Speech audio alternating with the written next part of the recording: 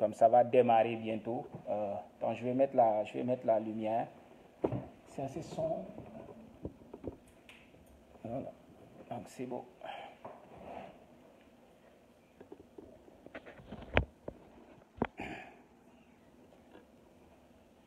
Donc c'est ça, juste rappeler que c'est à l'initiative de mon ami Bichette qui en fait a un groupe de femmes qui suivent disons, ses activités et qui m'avait invité il y a à peu près une semaine à faire, disons, une petite, un live par rapport à la situation actuelle, ce qui se passe, au confinement et surtout aux difficultés, aux défis que rencontrent les couples, je dirais, un peu partout dans le monde.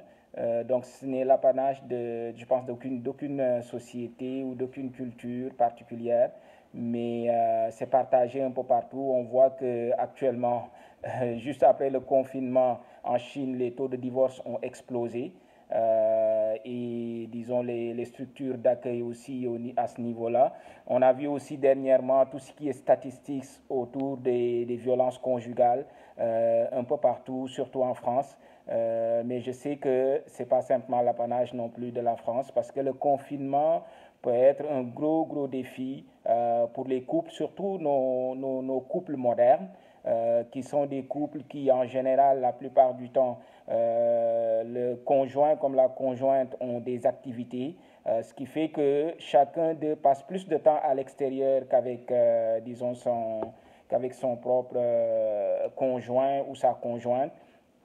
Donc, en situation OK, sur la page. OK, oui, je vais essayer d'ajouter ta page Bichette Lingerie. Je ne sais pas comment je peux faire ça, à moins que toi tu le fasses. Ok, je vais voir. Ok.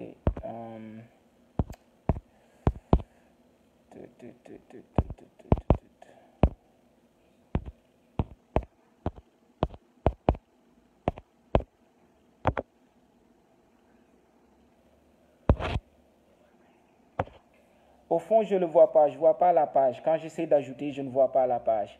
Est-ce que tu pourrais l'ajouter, toi, Bichette, ou rediriger peut-être les gens vers ta page? Parce que là, présentement, c'est difficile pour moi. Je ne parviens pas à le partager directement sur cette page-là. Je pense que j'ai accepté l'invitation, mais ça ne marche pas.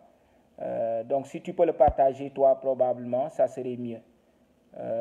Et puis, peut-être rediriger les gens vers cette page-là.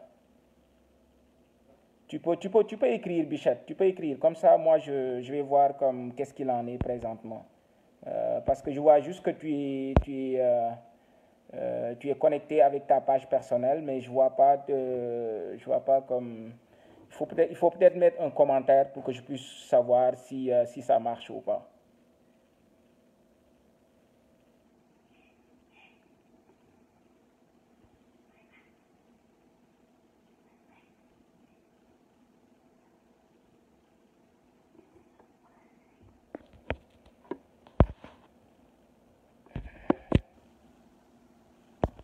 Excusez-moi, je suis en train de régler un peu des problèmes techniques là. Mais ça va pas tarder. Je m'excuse pour ce petit désagrément là. J'essaie de régler des petits problèmes techniques que ça va se faire très vite. Euh,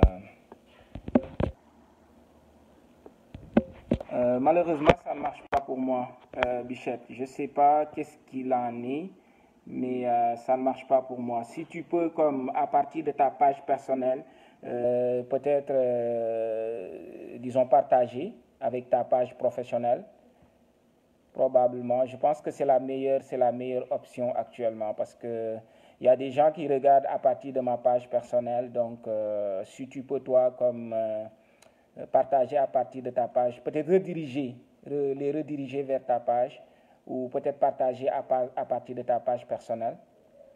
En fait, c'est à Bichette de partager le direct sur sa page personnelle. Voilà. Donc, c'est ça que dit Nourou Diop. il dit que c'est à toi, Bichette, de partager à part de ta page personnelle. Donc, c'est ça. Donc, si tu peux partager à part de ta page personnelle, Bichette, je pense que c'est mieux comme c'est là.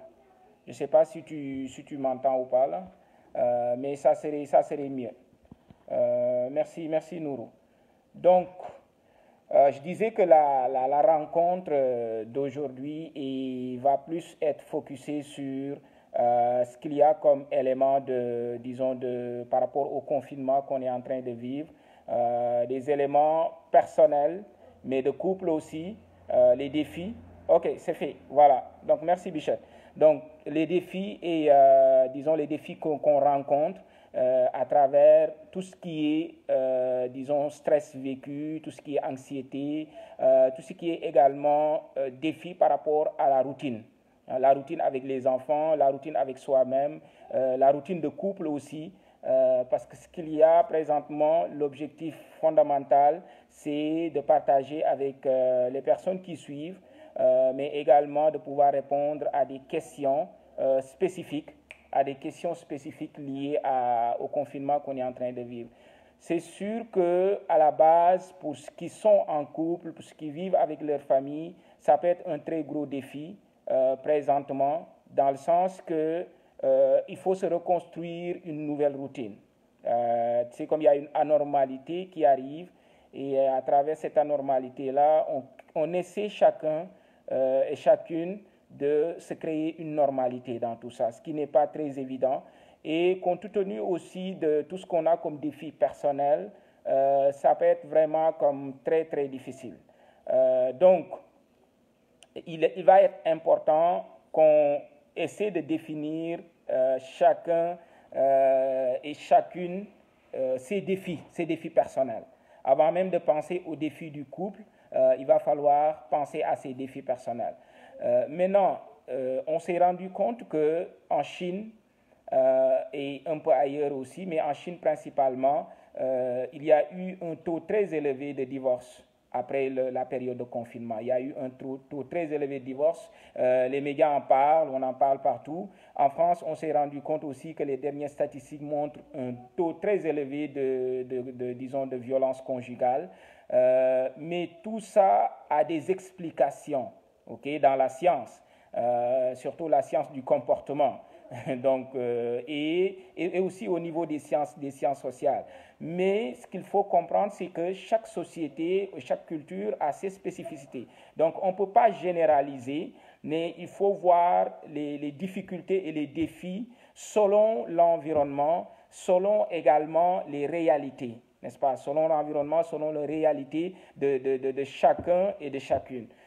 C'est sûr et certain que nos façons de vivre en couple sont souvent différentes, différemment des modèles culturels, différemment des sociétés dans lesquelles, on a été socialisé, on a grandi, et les modèles de société qui sous-tendent nos vies de couple, qui sous-tendent nos vies personnelles.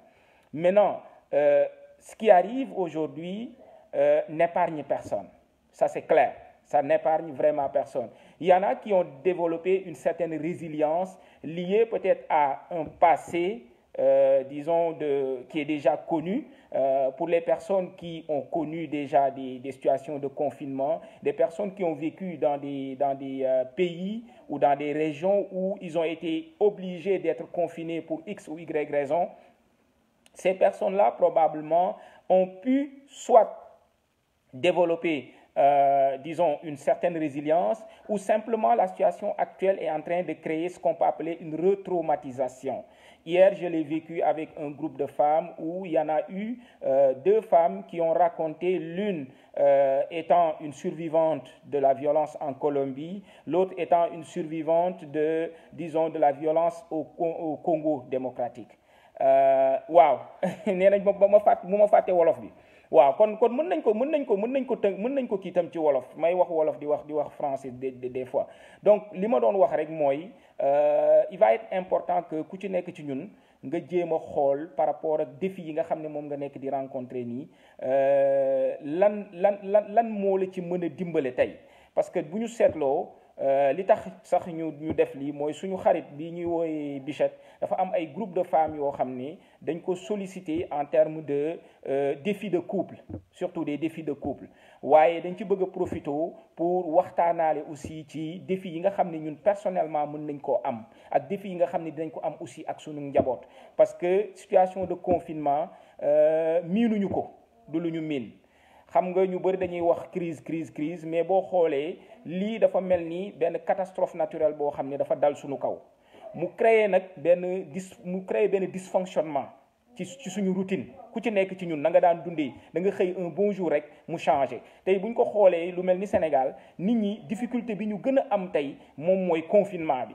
ba tey mënaguñu def confinement général li tax mooy bokkul ci suñu culture bokkul ci ñun dañu nekk ñoo xam ne dañuy dund suñu biir dund goo xam ne nit ñi dañuy tàmm di saafwante nit ñi dañuy tàmm di gisante nit ñi dañu tàmm di nekk en groupe donc bu ñu xëy un bon jour ñu ne mbedd yi dañoo war a vide nit ñi dañu war a jël distance seen diggante maanaam dafa nekk benn changement brusque et brutal moo tax may wax ne il faut que ñu accompagner nit ñi ci ñu mën a intégrer changement boobu noonu mënuñu xaar ci nit du jour au lendemain habitude yi mu amoon yëpp mu changer ko du jour au lendemain mënul nekk maintenant nag loolu yëpp li tax mu mën a nekk mooy dafay lalu ci li ñuy wax une bonne communication donc dafay lalu ci li ñuy wax une bonne communication ak les hommes confinés avec nous mais qui ne nous aident jamais à la maison. waaw loolu Bichette abordé naa ko mooy groupe de femmes bi ma doon wax c'est-à-dire que il faut que aussi ñu reconsidérer waat les rôles les statuts et les rôles parce que comme li ma wax situation bu bees bu ñëwee dañu war a am xoolin bu bees dañu war a def li ñuy wax genre disons bilan il faut que ñuy am habitude disons di intégrer une communication boo xam ne c'est une communication saine. warul nekk rek loo xam ne dañuy forcer nit ki wala nit ki forcer boppam loo xam ne peut-être que du ko antan parce que probablement que góor ñi ñu ci bëri ci suñu culture dañu tàmmoon dans les statuts et les rôles comme li ma doon wax ci kër gi jigéen ñi ñooy yor liggéeyu kër gi du dëgg góor ñi ñoom d'habitude dañuy dem wuti ñëw indi waaye bu ñu yeggee ci jamono joo xam ne situation bi dafa obligé góor ñi ak jigéen ñi ñu nekkandoo ci biir kër gi loo xam ne daawul am lu bëri ndax li daan am dëgg moom mooy dañuy xool ne voilà c'est ça Sira wax na ko nee na c'est une opportunité moo tax il faut que ñu xool le côté positif mais pour ñu mën a xool le côté positif man li may wax jigéen ñi souvent mooy il faut que statut ak rôle yi ci biir kër gi ñu mun ko redéfiniraat ñu mun ko renégocier voilà c'est le bon mot il faut apprendre à renégocier les statuts et les rôles dans cette situation-là ça va être important loolu nag ci waxtaan lay doon du nekk loo xam ne dañ koy forcer nit ki parce que tamit nit ki nga xam ne pendant des années il a été dans un confort góor ñi laay wax surtout il a été dans un confort di gis jabaram di togg di yekk di defar kër gi di et cetera il a été dans ce confort-là du jour au lendemain boo ko bëggee génnee ci confort boobu noonu il va falloir utiliser les bons moyens il va falloir utiliser souvent du question dañuy bañ mais li jigéen ñi dul def souvent mooy impliquer leen jigéen ñi souvent ñoom tam dañuy dem ba confortable ci contrôle bi ñuy am ci biir kër gi contrôle di togg contrôle yor kër gi contrôle yor propreté kër gi ñoom tam dañu dem ba nga xam ne dañu confortable ci loolu donc ñaar nit ñu confortable ci ay comportement pour ñu mën a changer comportement yooyu ku ci nekk il faut nga lâcher du lest comme on dit essayer de lâcher du lest mais mu dugg ci biir aussi benn forme de communication mooy lan mooy essayer d'impliquer parce que même xale yi dama koy wax jigéen ñi souvent même xale yi souvent il faut faire confiance aux enfants les enfants sont très créatifs mais ñun dañuy am habitude suñu ay xale dañ leen di infantiliser trop maanaam dañ leen di rendre dépendant ñun ñoo leen di defal seen lal yi ñun ñoo leen di baleel seen néeg ñun ñoo leen di raxasal seen ay bool ñun ñoo leen defalee kii maa ngi gis sama benn xarit maa ngi koy nuyuwaale au passage xaw ma ndax mi ngi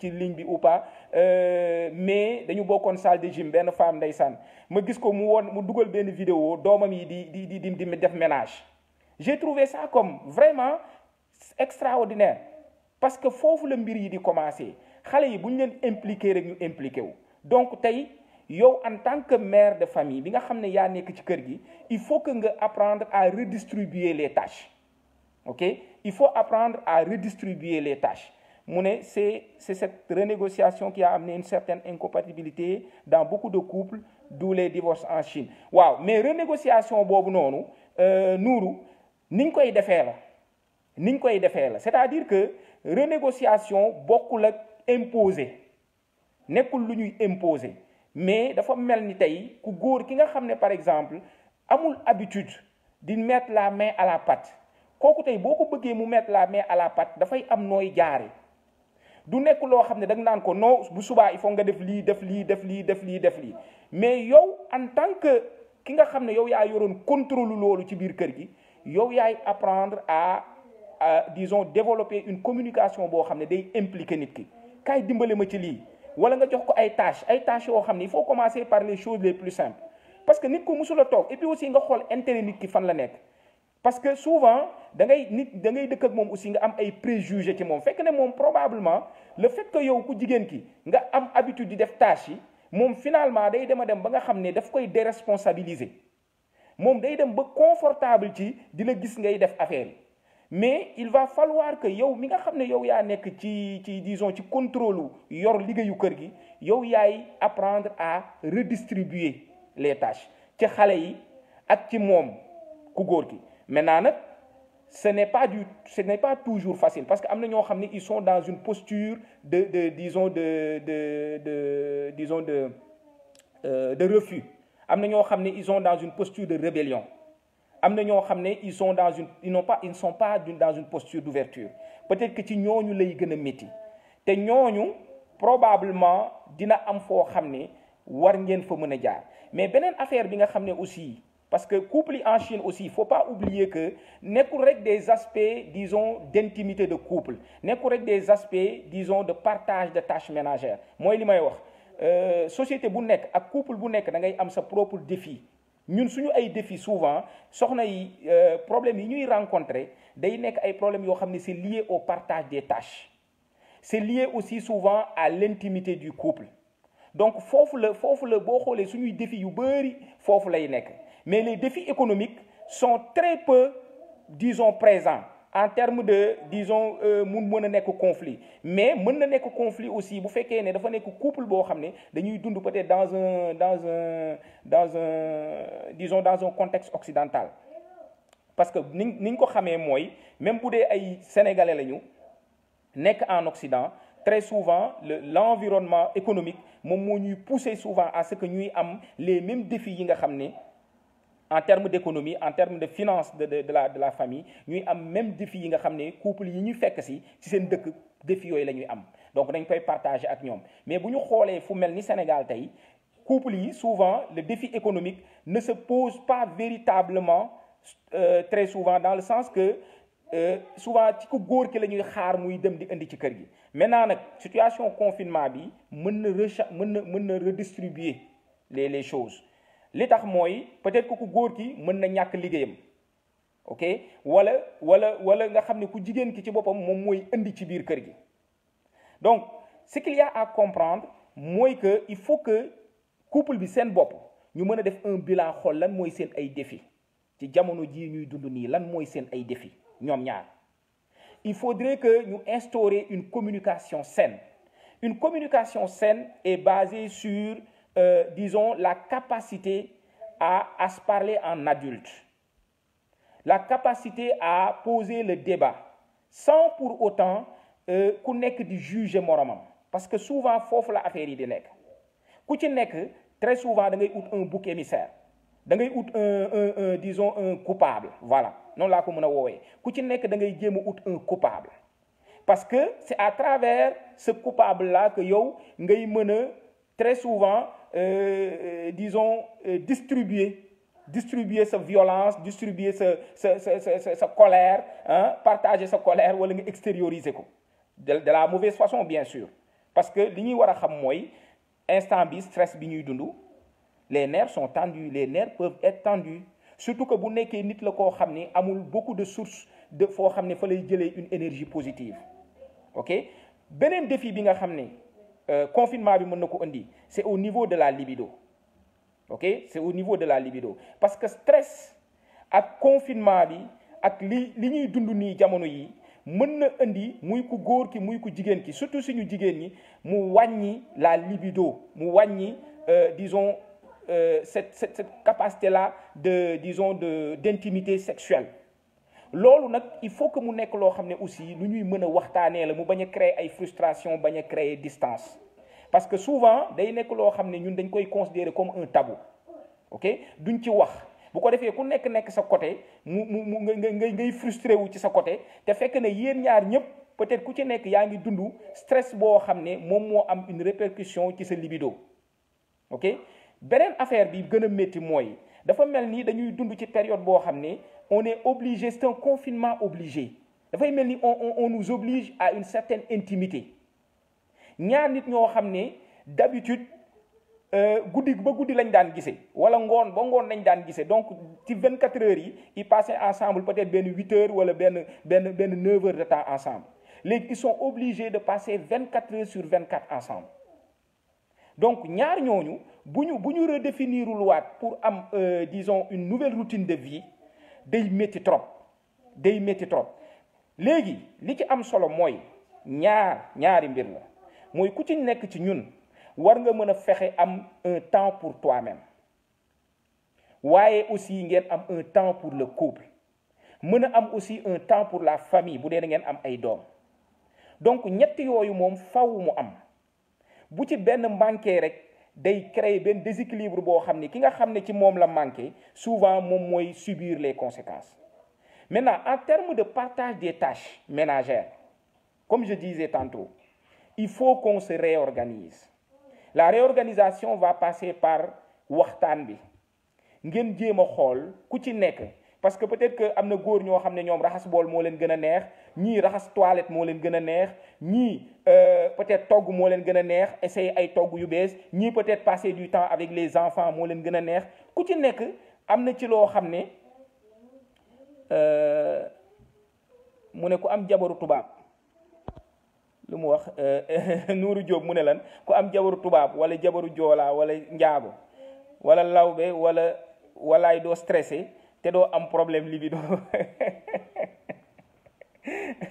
waaw xam naa ne Nuuru daf ñuy tooñ rek mais c'est important ñu bàyyi xel ci ñaar yi parce que stabilité couple bi moom mooy doon stabilité famille bi mais stabilité couple pour mu am ku ci nekk ci ñun il faut nga créer sa propre stabilité loolu am solo la lu ñu war a bàyyi xel au lieu que ngay xaar sa stabilité jógee ci keneen parce que dañuy am tendance di yaakaar ne ñun le fait c'est-à-dire notre bonheur et notre équilibre ne dépend de personne ça dépend d'abord de nous il faut penser d'abord à soi loolu laay faral di wax nit ñi penser à soi ce n'est pas être égoïste mais c'est de se préparer à pouvoir être utile pour soi-même et pouvoir être utile pour les autres parce que yow bu fekkee ne psychologiquement wala émotionnellement tu n'as pas de stabilité tu n'as pas d'équilibre mais loolu ngay répercuter ci sa ay relations yépp Saliou est-ce que tu peux diminuer ta voix un peu s'il te plaît ok merci donc bu fekkee ne yow amoo stabilité sa bopp yow munoo am stabilité munoo dimbale ñi la wër munul nekk parce que tu n'es pas bien avec toi-même maintenant confinement bi ça a créé beaucoup de stress ok les gens ont peur cette peur là elle est normale li ñu war a éviter rek mooy peur boobu créer benn panique boo xam ne par exemple disons tout est rouge autour de toi parce que loolu moom mooy indi difficulté yi mais peur bi ñuy ressentir ku ci nekk ci ñun jamono yi c'est une peur qui a une fonction c'est une fonction de protection ça a une fonction de sécurisation aussi donc lu normal la il faut que ñu xam ne ku ci nekk ci ñun situation bii nii dafa ñëw bett ñu comme li wolof di wax lu la bett mën la il faut aussi travailler sur l'acceptation de la réalité qu'on est en train de vivre loolu am solo la gis nga déni mooy lii gën a bon ci processus bii ñu nekk nii malheureusement ñu ci bëri ci ñun loolu moo leen di freiner déni boobu moo leen di freiner moo tax il faut que ñu accepter que ne c'est normal que période bii ñu nekk nii ñuy ressentir lii ñuy ressentir en termes de peur en termes de stress etc Maintenant, qu'est-ce qu'il faut en faire? Qu'est-ce qu'il faut en faire? OK? Alors, on a les ressources. On a les ressources. Et si on ne les a pas véritablement en nous, on peut aller les chercher. Et c'est là où c'est important de chercher de l'aide. Si on ne parvient pas à s'en sortir, il faut chercher de l'aide. Mais li am solo mooy ñu fexe ñun ku ci nekk ci ñun nooy travailler sur ta propre stabilité à toi. Lan moo lay procurer de l'énergie positive? Ku ci nekk ci ñun war nga koo xam. Naka ngay gérer say émotions wu bopp? Et balaa ngay réagir sur quoi que ce soit, jéemal positionné wu nga questionné wu ci lan moo ma tax a di sentir ni may sentiroo nii. Parce que am na ci ñoo xam ne ben da ngay dem seetaan télé wala nga wax ak sa benn mbokk au téléphone wala nga nekk ci benn page Facebook wala et cetera nga gis fa benn information boo xam ne day ñëw touché la mu mer loola léegi yow mer googu noonu tu te rends pas compte que ça t'appartient, c'est ton émotion à toi. Mais puisque ça brûle à l'intérieur, ce conjoint bi nekk à côté wala sa doom ji nekk à côté, tu as juste envie de lui pitcher ça comme ni ko Québécois di waxee. Tu as juste envie que da ngay mel ni benn dragon rek buy génnee benn du feu. OK? Et là tu brûles autour de toi. Tu brûles autour de toi. Donc il faut se poser la question. Ni may sentiroo nii, c'est la responsabilité de qui et de quoi? N'est-ce pas? Loolu am importance la parce que sinon tu vas juste comme te chercher des boucs émissaires autour de toi. Yenn saa yi di nga meree fële ci loo xam ne sa jëkkër xamul wala sa jabar xamul sax wala sa doom yi xamuñu sax mais mer boobu noonu da ngay ñëw rek xëpp leen ko.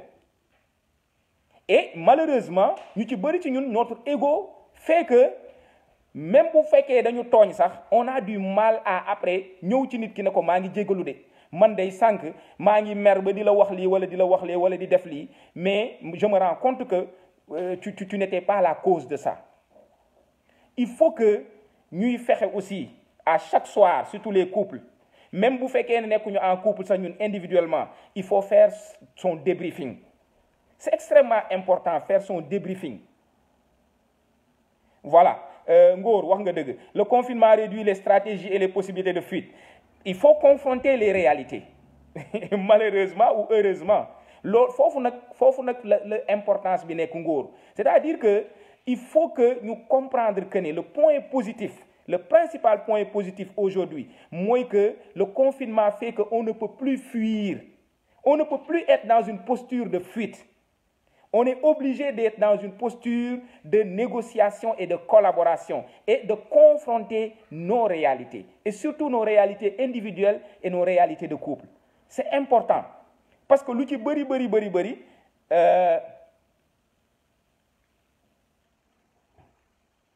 Bichette mu ne lan une follower dit qu'elle a l'impression que son mari aime quand elle pleure du ko wax mukk wax ju neex waaw.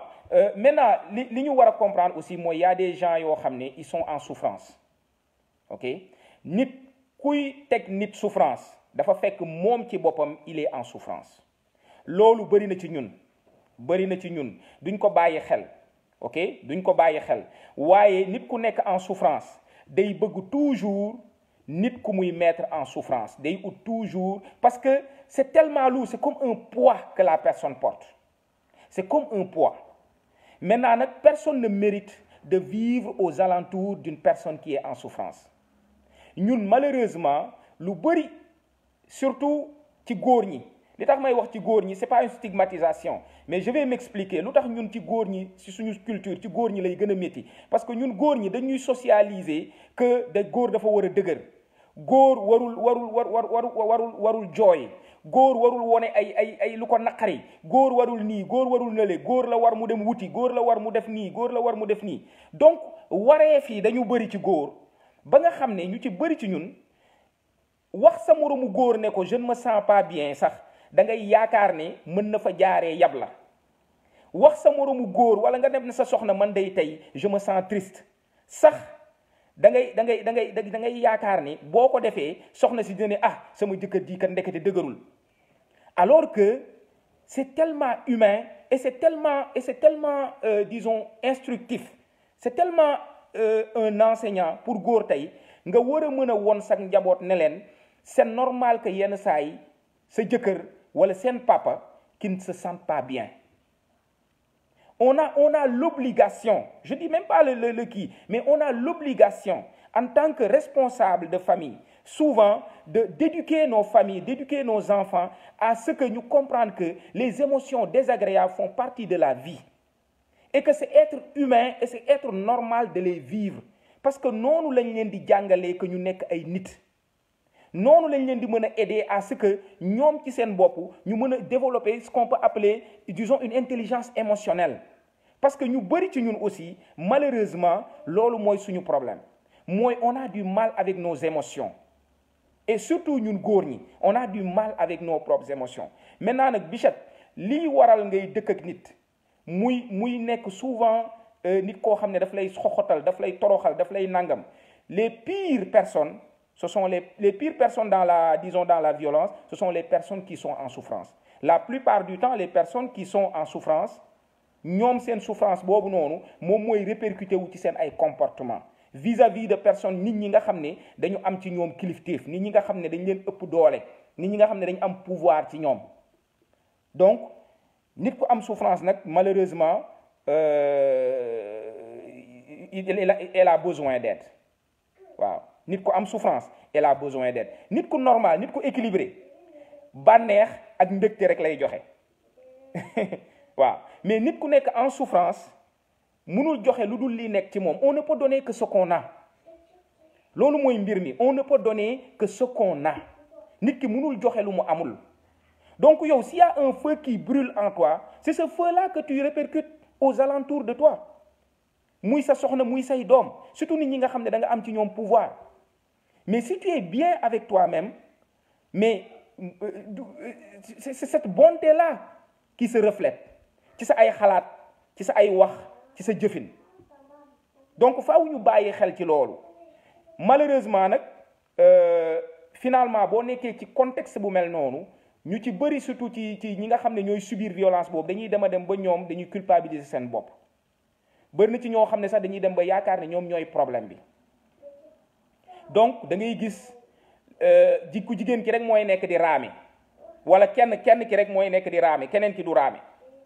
Ok, malheureusement tu finis par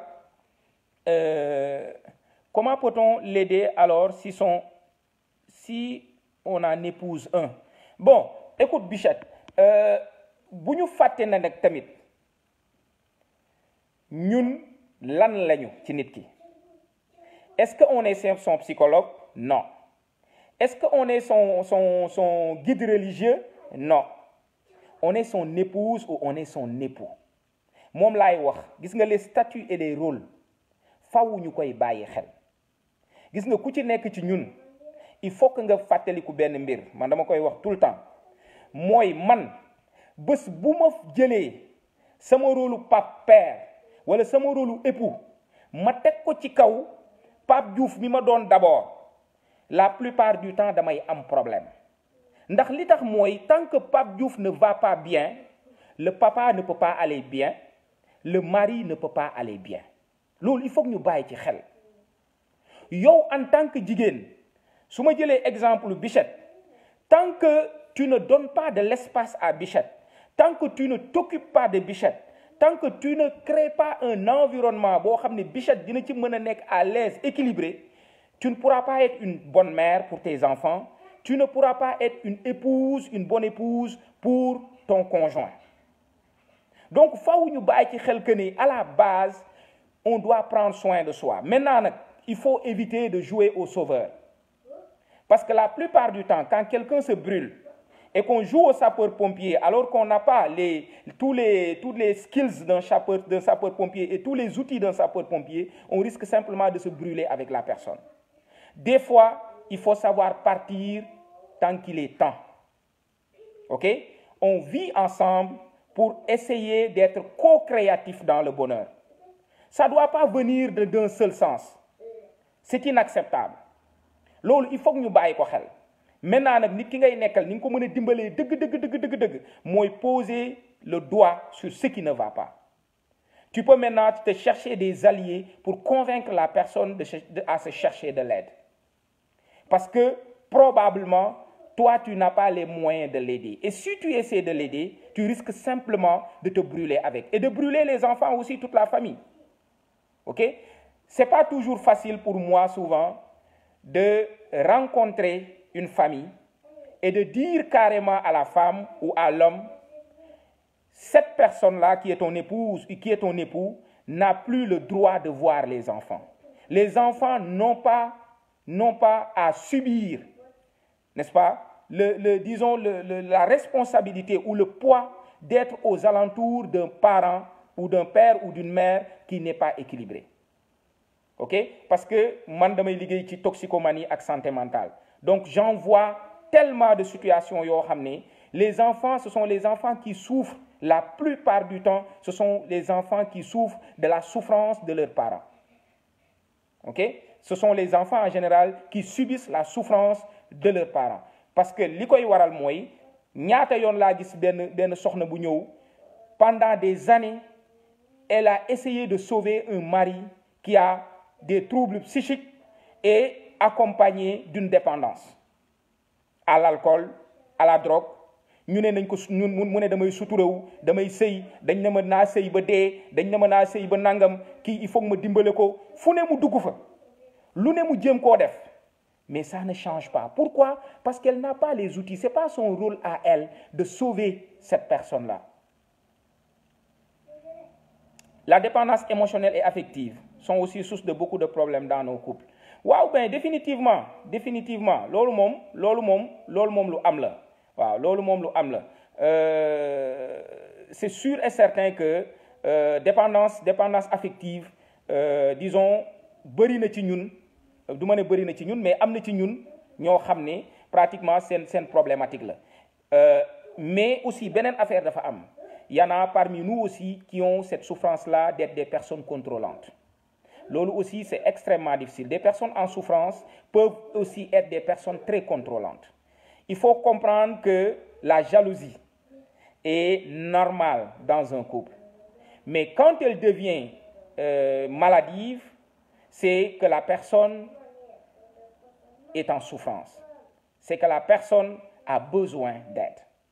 Malheureusement, day nekk très souvent nit ñoo xam ne dañu nekk en situation d'insécurité par rapport ak ñoom seen bopp. Day nekk nit ñoo xam ne souvent ils ont un problème de confiance ou d'estime de soi. Day nekk ay nit ñoo xam ne dañuy traîner aussi disons des blessures accumulées.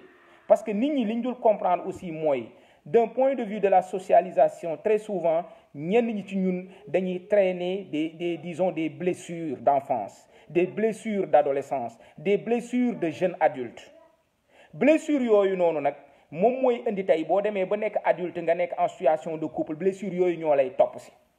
Moo tax ngay gis góor ñoo xam ne dañuy contrôler ba di contrôler disons ay mbir yoo xam ne am na ñoo xam ne da leen di jaral sax sa jabar génn nga génn jël taxi topp ko di contrôler téléphone am kan la woo kan moo ko woo maanaam da ngay gis carrément que ne finalement toi tu n'as même plus de vie. Tu n'as même plus de vie. Donc muy jigéen ñi aussi jigéen ñi ñu ci bëri ci ñun ci suñu communauté dañuy dund souvent aussi cette situation d'insécurité due à deux choses. Benn bi mooy ñu ci bëri ci ñoom dañuy dund dans toujours une perspective psychique de qui du jour au lendemain mën na takk ñaareel indi ko ci kër gi. Donc jigéen ñu bëri dañuy dund insécurité boobu noonu.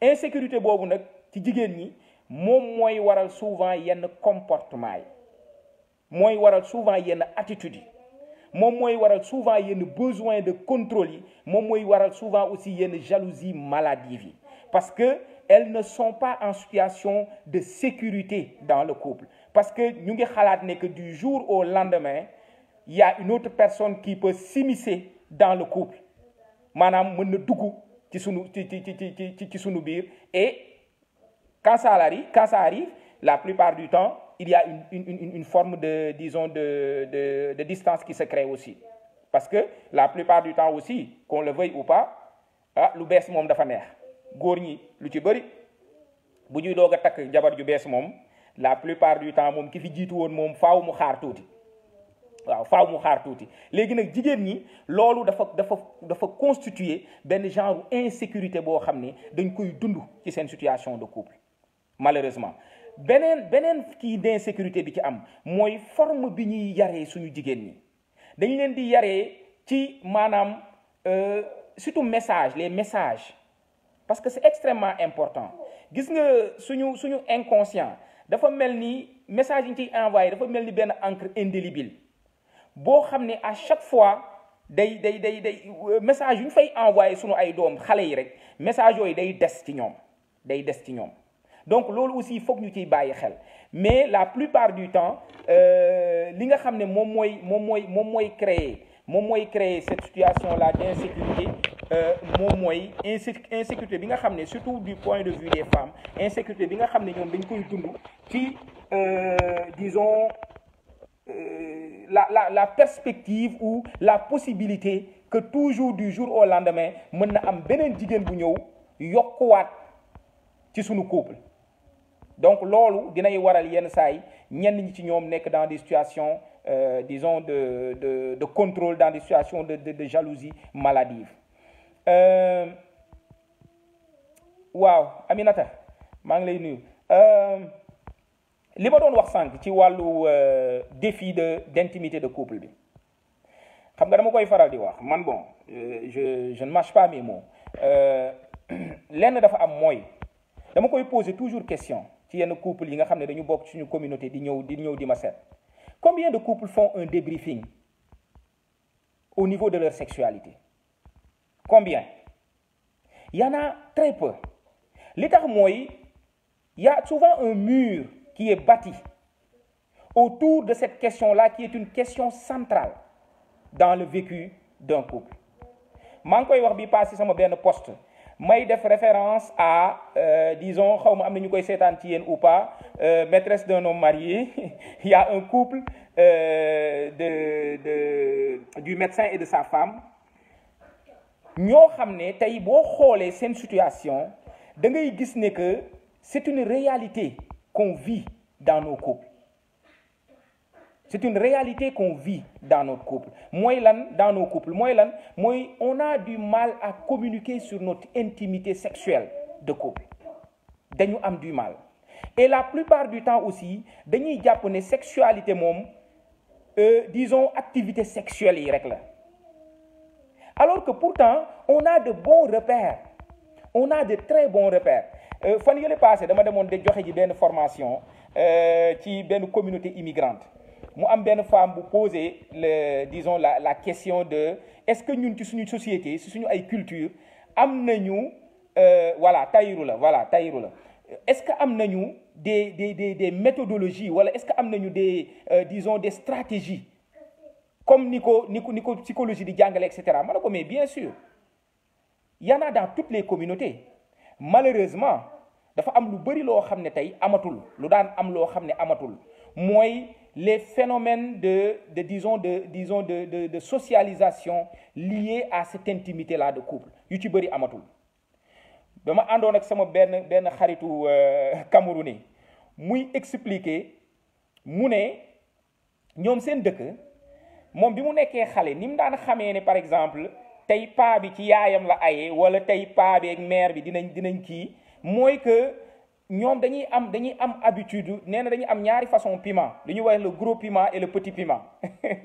nee na saa bu ñu gisee mère bi mu jënd ci togg bi un petit piment rek xam nañ ne que dinañ xam ne que tey paa bi foofu la aye mais ça fait rire tout le monde mu ne mais liñ daan seetlu aussi que mooy paa bi yenn saa yi day ñëw bokkaale benn cadeau mooy maanaam day jënd un pagne un très beau pagne boo xam ne moom lay ñëw may mère bi mais dañuy seetlu que ni ci biir journée bi aussi paa bi ak mère bi souvent dañuy waxante ay affaires dañuy sànnante ay code xam nga dañuy xoolante di reetaan dañuy def ay kii daal maanaam ils ont leur propre stratégie malheureusement tey avec le stress du travail parce que le travail a très bon dos avec le stress de la vie quotidienne ñu ci bëri ci ñun on est perpétuellement en situation de calcul mental.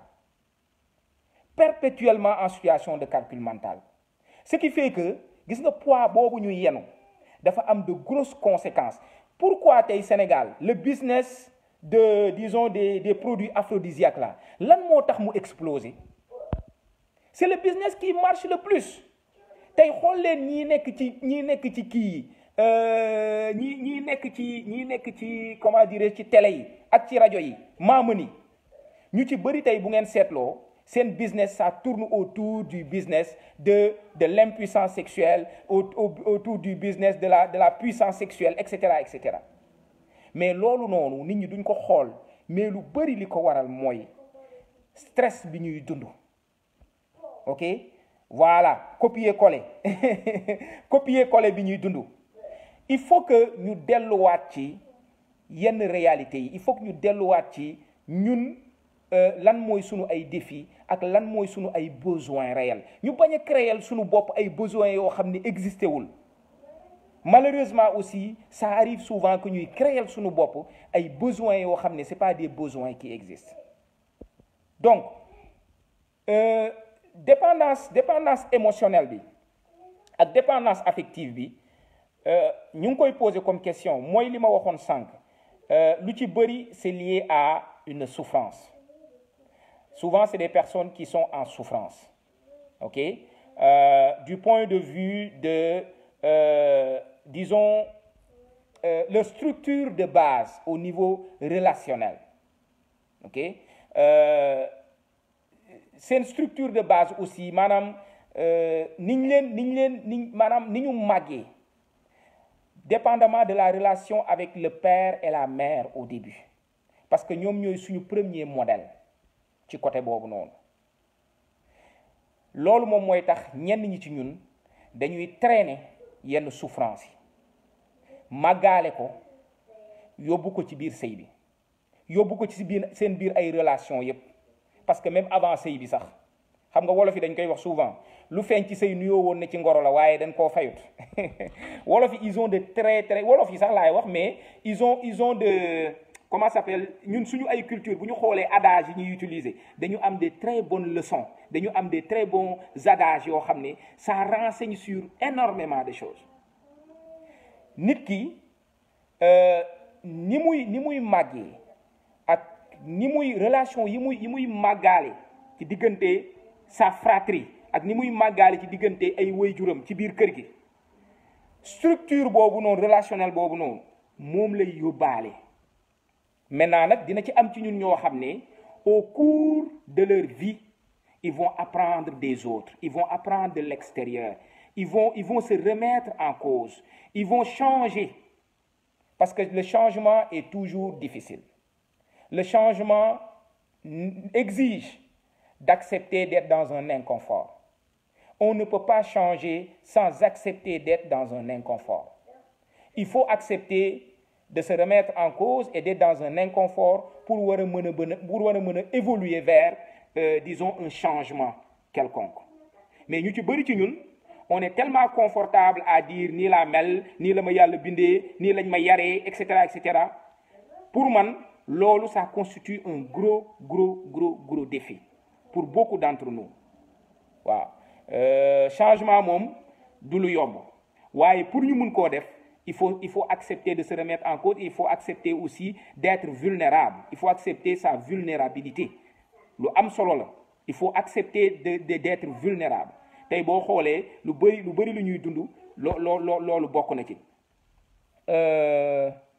Aminata mu ne lan malheureusement c'est tellement tabou que nous femmes on se contente de stimuler après bonjour les frustrations ben voilà et puis aussi dañuy seetlu que ne tamit yenn saa yi la plupart du temps dans l'intimité de couple lu ci bëri dañuy jox responsabilité jigéen ñi dama leen di wax souvent moytul leen ma feem yi franchement moytul leen ma feem yi parce que gis nga le plus ngeen di nekk ci ay logique de feem le plus ngeen ñuy mettre ñun dans une posture de subir donc le plus ñu leen di bàyyee responsabilité feem yi donc yéen finalement yéenay jël responsabilité feem yi léegi da ngeen di def ay feem ba mujj gi ngeen mujj frustré parce que le rapport du donnant dootu fa amati le rapport du donnant-donnant dootu fa amati dafay mel ni yow rek yaay joxe keneen ki moom day jël rek di récupérer. Donc chaque jour la personne va s'attendre à ce que ben nga mën a nga indi lu bees. Je vois que des femmes, des femmes qui se torturent tellement à tous les jours aller chercher des nouvelles choses juste parce que ñoom jàpp nañ ne seen responsabilité première la ñoom si ça va ou si ça ne va pas dans le couple. Ce poids-là, c'est un poids qui doit être partagé. Un couple qui fonctionne bien, c'est un peu comme une entreprise. Dafa mel ni dañu nekk disons ay collaborateurs, dafa mel ni dañu nekk ay collaborateurs. Et que ku nekk da ngay indi c'est du donnant-donnant. Malheureusement, ben bu fekkee ne que yow ci biir donnant-donnant boobu yow da nga accepter yow jël responsabilité ne yow toujours yow yaay dem uti ji feem yi nga xam ne moom mooy tax ngeen am équilibre dans votre intimité sexuelle. Ah bés boo demee ba nekk à court d'idées mais bu boobaa tamit nit ki day moom il est déjà confortable à t'attendre que nga indil ko. Donc loolu mooy mbir mi. Omara mu ne lan c'est la société qui nous l'impose malheureusement. Waaw xam nga une resocialisation de soi man noonu laa koy wooyee ku ci nekk ci ñun boo demee ba nekk mag war nga mën a def une resocialisation de soi. C'est extrêmement important parce que tamit il faut refuser d'être dans une posture de victime. Ok gis nga tant que voilà la société a bon dos dëgg la naal Sandaga gis nga dama koy faral di wax nit ñi may jege dama leen ne say waajur ils ont fait de leur mieux. Ils t'ont donné ce qu'ils ont eu. Yow boo demee ba màgg da nga war a def sa bilan wu bopp liñ la jox lépp nga xool li ci baax maanaam li la ci arrangé yow ci jamono yi nga nekk nga xam ne dina la jëmale kanam nga téye ko gën koo dëgëral. Li nga xam ne arrangé wu la ci jamono ji ngay dund donc koo war a teggi teg ko fële. Ça veut pas dire que tes parents ont failli. Non. ñoom ils ont donné li ñu amoon par rapport ak ñoom seen époque ak seen ay réalité. Kan ci ñun mooy nangu yar say doom comme niñ daan yaree nit ñi en 1931 alors qu'on est en 2020. Kan ci ñun mooy nangoo yor un téléphone portable 3310 jamono yii ñu nekk nii. Ku ci nekk ci ñun yaa ngi xalaata yor benn iPhone boo xam ne di nga ci mën a def logiciel yëpp pour mu mën a fonctionner. Alors pourquoi ñun duñu jéem a def loolu ñun ci suñu biir vie ñu bëgg a accepter 3310 yi nga xam ne moom la ñu suñu ay parents yaree woon ñu bëgg ko di dundee ba léegi mais en même temps aussi ñu bëgg a am réseau yi bëgg a am tous les logiciels yu bees yi nga xam ne téléphone yu bees yi moom la ñuy doxee mënul nekk. Il faut juste que on soit conséquent avec nous-mêmes. On vit en 2020, il y a des réalités de 2020, il y a des besoins de 2020, donc on ne peut pas ne pas s'adapter à des réalités de 2020. Ok? Nos parents nous ont socialisés par rapport à qui ils étaient, par rapport à ce qu'ils avaient en eux, par rapport à leur propre réalité. Maintenant, c'est à nous de faire une resocialisation de soi. Mais il faut le faire à travers un bilan. Il ne faut pas mettre de gants. Il ne faut pas avoir peur. Loolu nag moo lay permettre à ce que nga mën a renégocier say relations. Parce que si tu es dans une logique de victimisation, tu ne pourras jamais renégocier. Tu ne le pourras pas.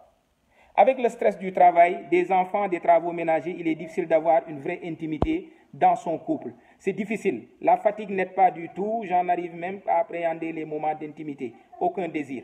Bon, li ma doon wax sànq rek le travail il a bon dos même en Occident fii loolu laay wax sama client yi. Le travail a bon dos. Ok? C'est sûr, il y a un stress lié au travail. C'est sûr, il y a une anxiété de performance liée au travail. Mais il faut se trouver des moments de couple. ñu ci bëri ci ñun bu ñu xesee ba commencé am ay doom on ne vit plus. On ne vit que pour les enfants. Malheureusement, on pense que c'est la meilleure des façons de faire. Parce que ku ci nekk ci ñun da ngay bëgg am une bonne conscience d'être un bon père ou une bonne mère. yaakaar nga ne benn moment bu ndaw boo jëlal sa bopp rek wala ngeen jël ko en terme de couple rek bàyyi xale yi rek da nga koy dund comme yow si tu n'étais pas un bon père ou si tu n'étais pas une bonne mère. Alors que li ñuy fàtte mooy pour ngeen mën a nekk de bons parents il faut ngeen mën a nekk déjà individuellement bien avec vous-même, mais ngeen mën a am aussi des moments de couple. Combien de couples tey ñoo am ay doom am des moments d'intimité? Combien? ñu ci bëri ci ñun bu ñu nekkee en couple dañuy fàtte suñu bopp bu ñu amee ay doom dañuy fàtte suñu bopp. Et tu le dis souvent, dama koy dégg ci ñenn ñi, je ne vis que pour mes enfants. loolu nag li muy indi mooy bëri na ci ñun ñoo xam ne bu xale yi melee ni ñu bëggul woon ñu mel ñun dañuy mujj di leen culpabiliser ñoom. li ma daj ci yow, j'ai sacrifié ma vie pour toi, j'ai fait ci, j'ai fait ça. OK? Parce que tu attendais un retour d'investissement. Nañu bàyyi xel ci ne dañu am une responsabilité de prendre soin de nous-mêmes. Dañu am une responsabilité d'équilibre de couple. Si le couple n'est pas équilibré, la famille ne peut pas être équilibrée. Mais si toi, en tant que personne, tu n'es pas équilibré, le couple ne peut pas être équilibré. Donc, pensons à nous. Ce n'est pas être égoïste. Il faut que nous organisions, surtout en temps de confinement, out leen des moments yoo xam ne di ngeen mën a am seen moment personnel yéen yoo xam ne soit da ngeen di dem defi ji benn sport soit da ngeen di déglu seen musique soit da ngeen di def lii da ngeen di def lële mais ngi loo xam ne seen propre intimité la yéen seen bopp. góor ñi aussi ngeen am ko seen bopp yéen ngeen am aussi des moments de couple ngeen am des moments de famille bu ci manqué rek problème day posé wu. bu ci manqué rek problème day posé wu. Donc il faut penser à soi. D'abord, il faut se créer un équilibre, il faut se créer une routine. C'est extrêmement important, surtout en situation de confinement. Beneen affaire bi aussi mooy faaw ñu def attention aux écrans. Le temps qu'on passe aux écrans. Parce que en situation de confinement, c'est vrai que ñun góor ñi nga xam ne dañu bëgg télé yenn saa yi ay match ay lii ay lële, c'est sûr que maintenant championnat yëpp tëj nañu sax waaye ñenn ñu bëri ils vont passer plus de temps ci écran yi plutôt que de prendre soin d'eux-mêmes et de prendre soin de leur environnement. Malheureusement Aminata célibataires yi ñoom il faudrait juste que ñu créer une routine, créer disons des moments, parce que célibataires yi aussi am nañu ay gars wala am nañu ay copains wala am nañu ay copines donc situation bi moom bàyyiwul kenn mais il faut essayer de se recréer moi ce que j'appellerais une normalité dans l'anormalité qu'on est en train de vivre. C'est extrêmement important. Moi-même mère célibataire et j'ai du mal à lui présenter un ami de peur que ça marche et de peur d'amener un autre gars. Waaw yow Amina li nga wax nii c'est une souffrance aussi pour beaucoup de mères célibataires et de pères célibataires, des monoparentales. Monoparentalité c'est un gros défi. Lu ci bëri te loolu bu ngeen ko seetloo la plupart des femmes xam naa ne bëri na ci yéen ñoo xam ne ñu ngi koy dund sunu yaay yi malheureusement, parce que paa yi amuñu problème boobu ci sunu société, mais suñu yaay yi malheureusement bu fi paa bi jógee lu ci bëri doom yu mag yi dañuy xoj meer yi duñu mënati am beneen jëkkër. Loolu c'est une grosse souffrance pour certaines de nos mamans yi nga xam ne elles ne sont pas encore très vieilles, elles ont besoin de reconstruire une vie, mais seen doom yu mag yi par jalousie dañ leen di fatt féetee leen foo xam ne yàlla féeteewu leen fa ne leen benn paa du fi dugaat ci kër gi, doo fi amati relation ak benn paa. te malheureusement buñ ko seetloo lu ci bëri doom yu góor yi nag ñoo koy def, lu ci bëri doom yu góor yi ñoo koy def et c'est très explicable. Doom yu góor yi ñoo koy def malheureusement, mais en même temps aussi égoïsme def ci nekk parce que ñi koy def ñoom ils ont leur propre vie de couple, mais jàpp nañ ne daal mère bi seen propriété la waratul refaire sa vie. La plupart du temps quand on est parent seul, quand on est parent monoparental, on vit dans la peur d'amener une autre personne dans notre vie en pensant à l'autre personne qui est déjà dans notre vie, muy sunu doom. Mais c'est qui est au volant de notre vie? Si notre vie est une voiture, c'est qui est au volant? C'est qui décide du chemin qu'on va prendre? Maintenant, on peut choisir. Loolu nag ku ci nekk yaa koy choisir. On peut choisir de donner le volant de sa voiture à quelqu'un.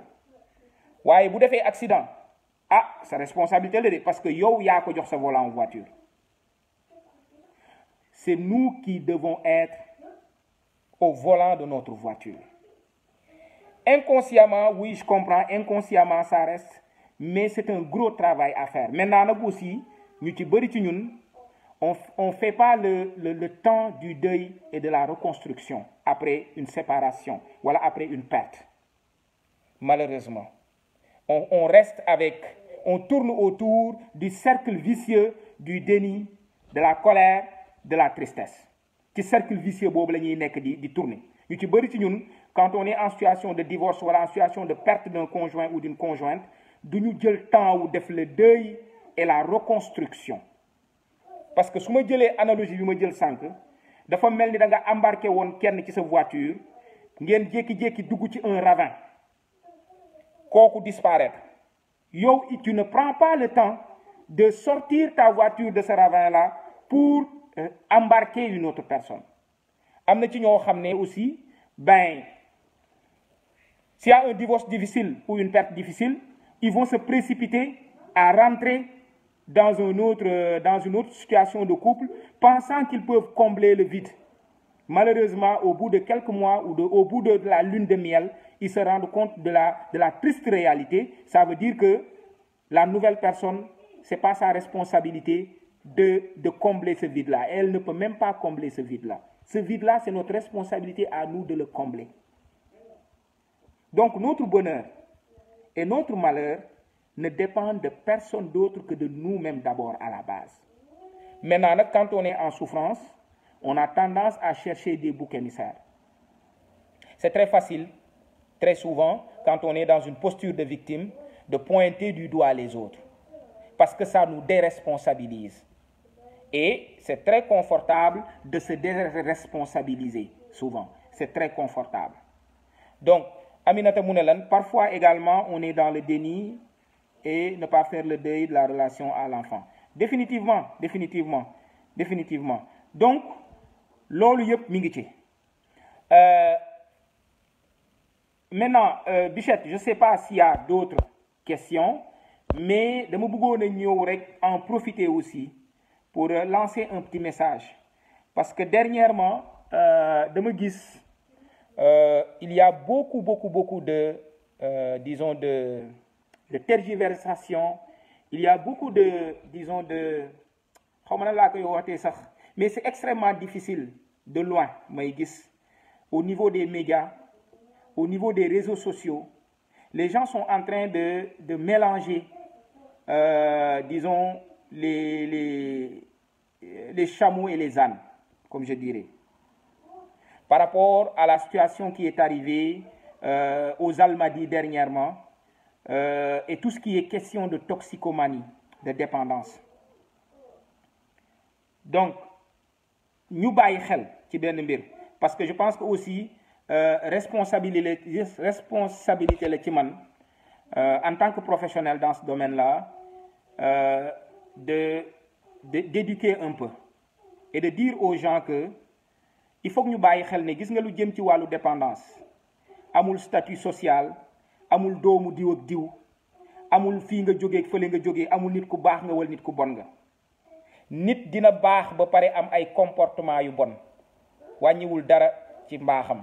On peut être une bonne personne et avoir des mauvais comportements. Ça peut être. Donc, il ne faut pas mélanger les choses.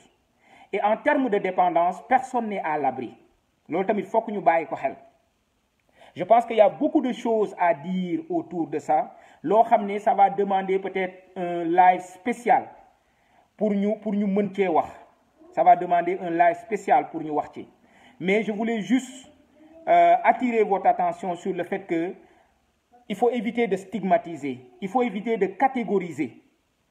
Et ces jeunes-là qui malheureusement se sont mis dans ce pétrin-là, ce n'est pas la responsabilité de leurs parents. Je suis désolé. Parce que c'était des adultes quand même.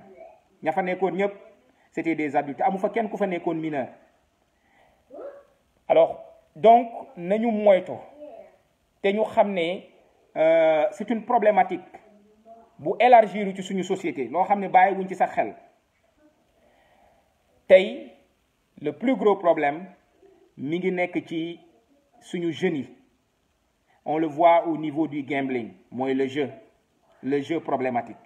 ñu ngi koy gis ci wàllu toxicomanie. ñu ngi koy gis ci wàllu dépendance au sexe. ñu ngi koy gis ci wàllu dépendance à la pornographie. ñu ngi koy gis ci wàllu cyberdépendance. ñu ngi koy gis ci lu bëree. mais loolu noonu yëpp dafa am ay explications yoo xam ne faw nga mën a xam les réalités sous-jacentes pour nga mën a agir en tant que parent, pour nga mën a agir aussi en tant qu'individu. Mais ne pensons pas que quelqu'un d'entre nous est à l'abri de ça. Ne pensons pas qu'également ce sont des mauvaises personnes. C'est loin de ça. Ok, c'est loin de ça.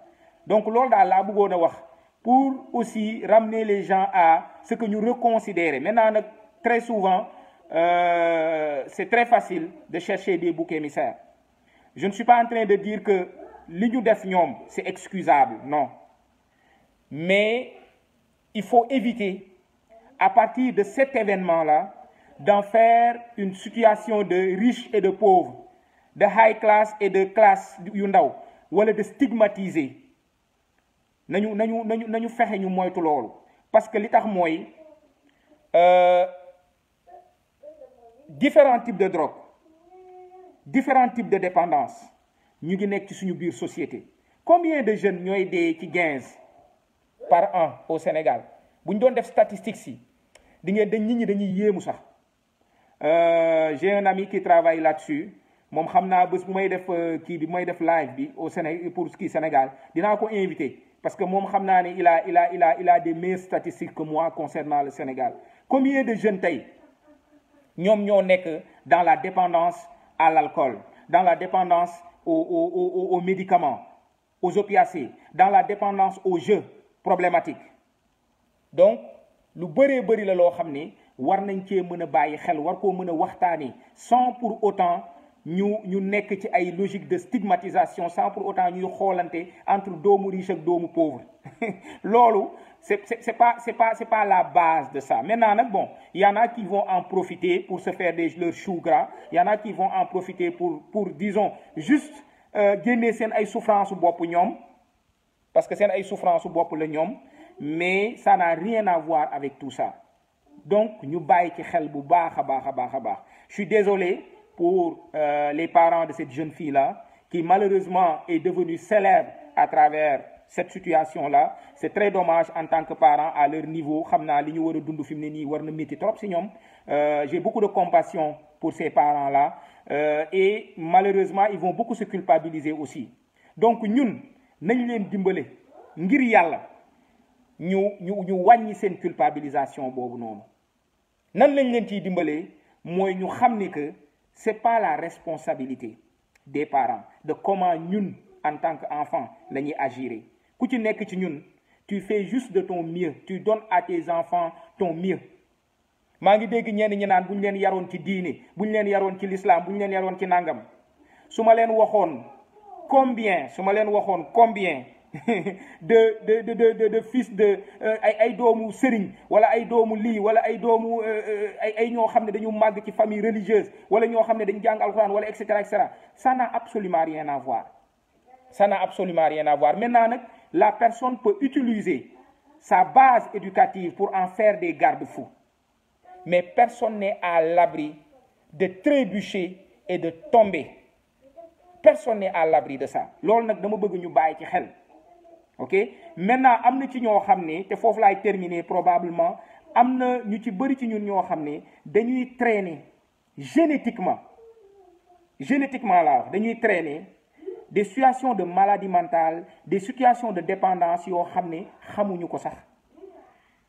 ñu bëri ci ñun xamuñu ne sax le gène de la dépendance existe. dafa mel ni diabète dem ñu li ma leen di encourager mooy intéressez-vous à l'épigénétique dina leen permettre ngeen comprendre lu bëri ci yenn phénomènes yi. Ça a ouvert les yeux sur pas mal de choses te foofu laay terminer benn kii rek laay joxe benn métaphore rek laa fay joxe.